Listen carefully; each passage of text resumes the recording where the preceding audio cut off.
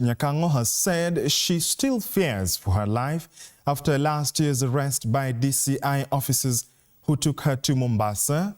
Appearing before MPs, Nyakango said she will remain vigilant as a gatekeeper of public funds.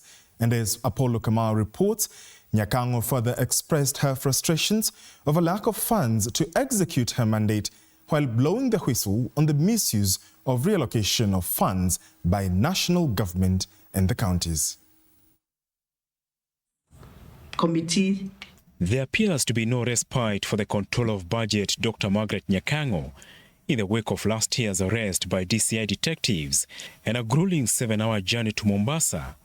Nyakango, who appeared before the National Assembly's Constitution Implementation Oversight Committee, chaired by Githunguri MP Gathoni Mushomba, said she still fears for her life, but finds solace in the law. Madam Chair, sometimes I feel unsafe, but to the extent that the same law has protected me, I feel safe.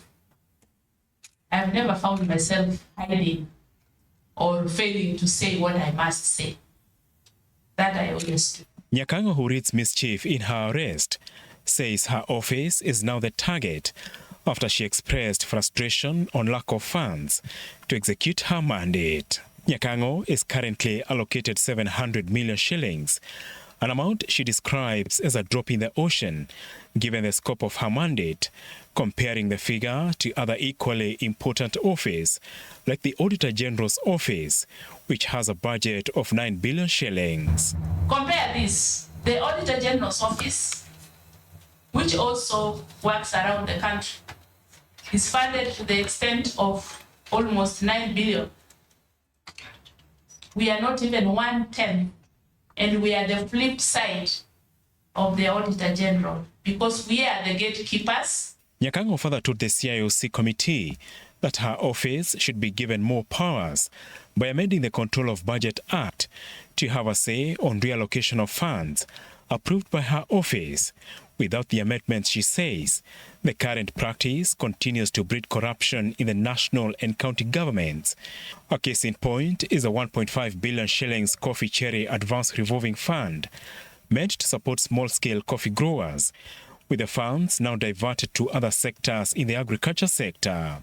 A letter written by PS Ministry of Cooperatives on 22nd of August requests Treasury PS Chris Kipto to effect the reallocation.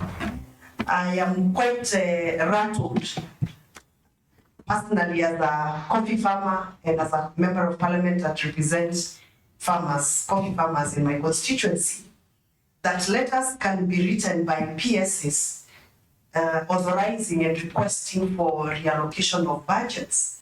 Reallocations have been an area of abuse. And I say this without fear of contradiction. So this letter I'm seeing here is one of those. Counties and national governments have also been accused by the control of the budget for overestimating their revenues, causing a strain in their budgets and creating pending bills. Apollo Kamau, TV 47.